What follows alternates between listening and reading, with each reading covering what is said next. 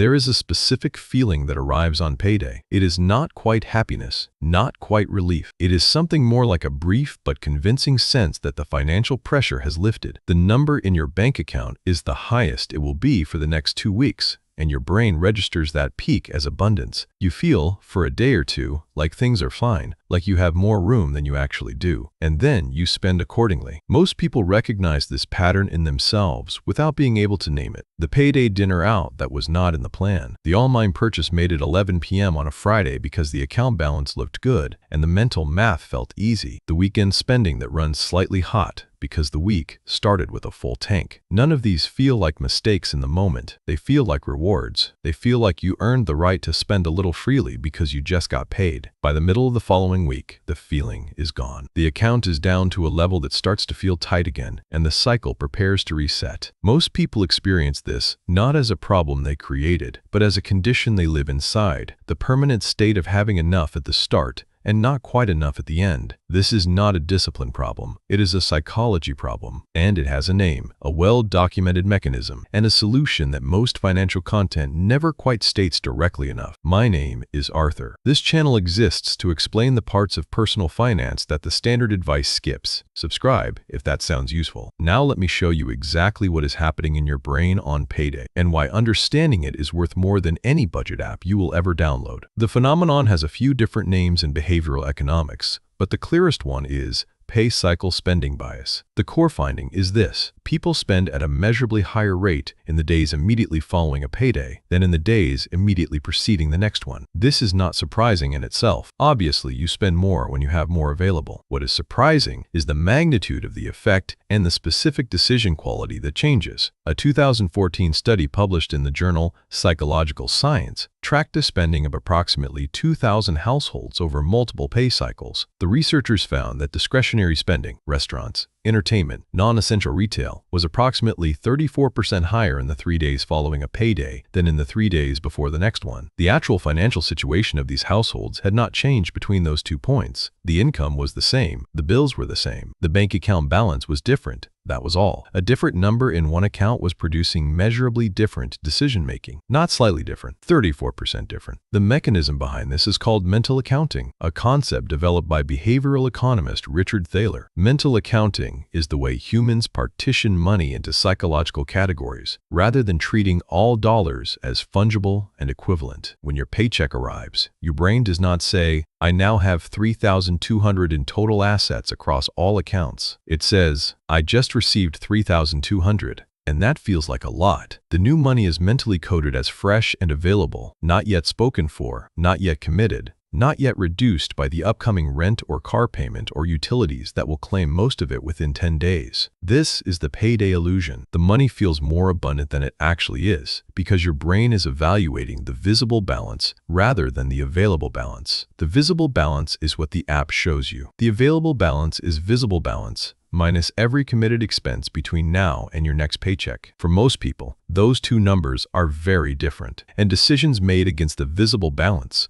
which is what happens on payday, are almost always looser than decisions made against the available balance. The research on this is specific. A 2019 study by economists at the University of California, Berkeley, analyzed grocery purchasing patterns around payday for approximately 3,000 households. They found that households purchased significantly more fresh produce, more premium brands, and more non-essential items in the first 3 days after payday. By day 12 of a 14-day pay cycle, those same households were reverting to lower-cost options and deferring non-essential purchases. The food choices were not driven by changing preferences. They were driven by a changing number on a phone screen. Here is the compound effect of this pattern across a career. The average American worker earns approximately $59,000 per year, according to Bureau of Labor Statistics 2023 data. If pay cycle spending bias results in $150 per month of spending that would not occur if the money were evaluated against available balance rather than visible balance, a conservative estimate given the 34% discretionary increase documented in the research, that is $1,800 per year of drift. Invested at 8% annual return from age 25 to age 65, $1,800 per year becomes approximately $497,000, nearly $500,000 accumulated across a career from a $150 per month behavioral pattern that most people experience as just feeling a little looser with money after payday. That 150 estimate is deliberately conservative. The actual figure for many households is higher because pay cycle spending bias compounds with several other psychological effects that tend to cluster around payday. The first is the licensing effect. Research published in the Journal of Consumer Psychology shows that when people feel they have behaved well, worked hard, met their obligations, fulfilled their responsibilities, they give themselves psychological permission to make indulgent choices. Payday is the clearest possible confirmation that you met your work obligation. You showed up,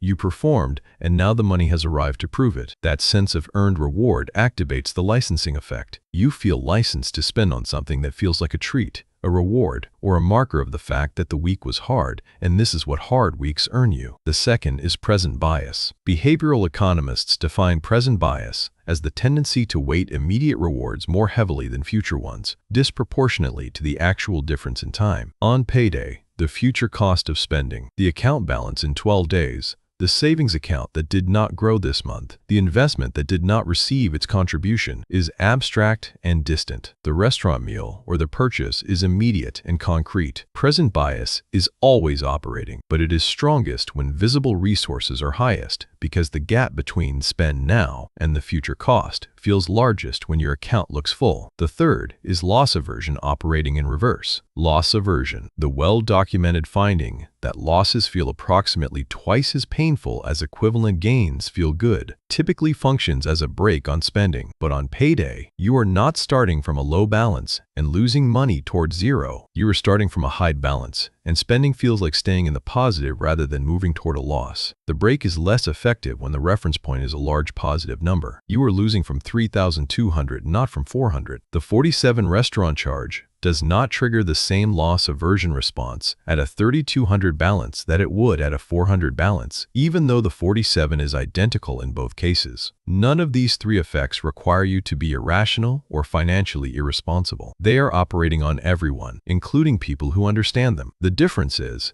that people who understand them can design systems that account for them. The most effective system is also the simplest. Automate your savings and investment contributions to transfer on payday before you have a chance to spend against the full visible balance. This is the pay yourself first principle, and it is powerful specifically because it changes the reference point. If $400 transfers to savings and $200 goes to investment accounts on the day your paycheck arrives, you never experience the full $3,200 as available. You experience $2,600 as available from the start. Your payday mental high, the feeling of abundance that triggers looser spending, is calibrated against $2,600, not $3,200. The $600 that moved to savings and investments is gone before the licensing effect. Present bias and weakened loss aversion have a chance to access it. According to research by economist Shlomo Ben-Artzi, who developed the Save More Tomorrow program for retirement savings, automatic contributions outperform manual contributions by a factor of approximately 3 to 1 in terms of actual dollars saved over a 10-year period. The difference is not in people's intention to save, it is in the timing. Manual contributions require you to make a positive decision to move money after it has already arrived and been mentally coded as available. Automatic contributions remove the decision entirely, executing before the payday illusion takes hold. The second component of the system is calculating your available balance before payday arrives, not after. Before your paycheck hits your account, add up every committed expense between now and your next paycheck: rent or mortgage, utilities, subscriptions,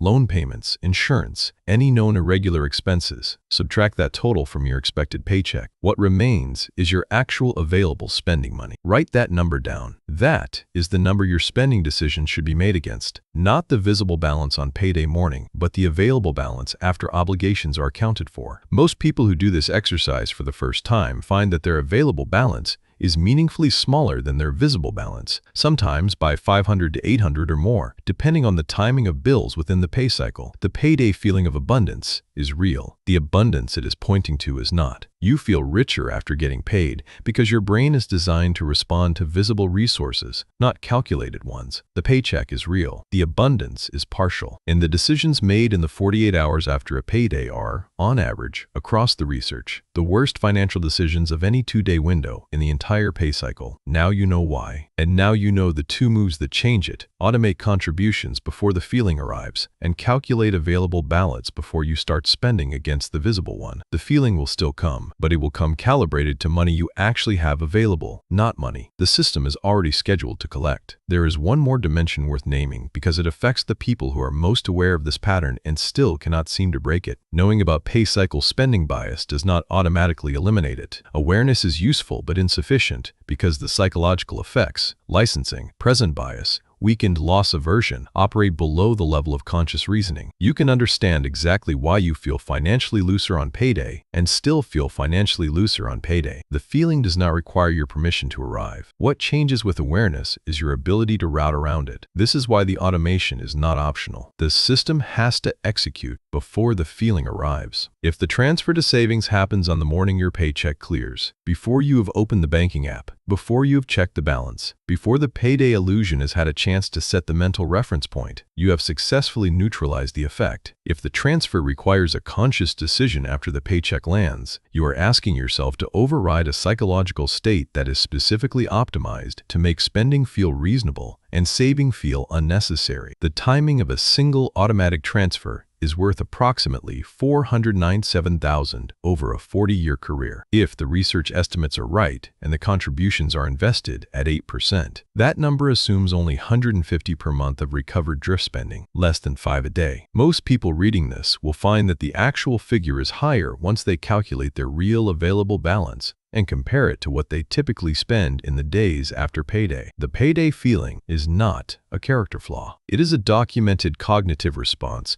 to a change in visible resources. Every person who receives a regular paycheck experiences some version of it. The question is not whether you will feel it. The question is whether the money is already out of reach before it arrives. Set up the automatic transfer. Calculate the available balance. Do both before the next payday. Because the feeling will come regardless, and what it finds when it arrives is entirely up to you.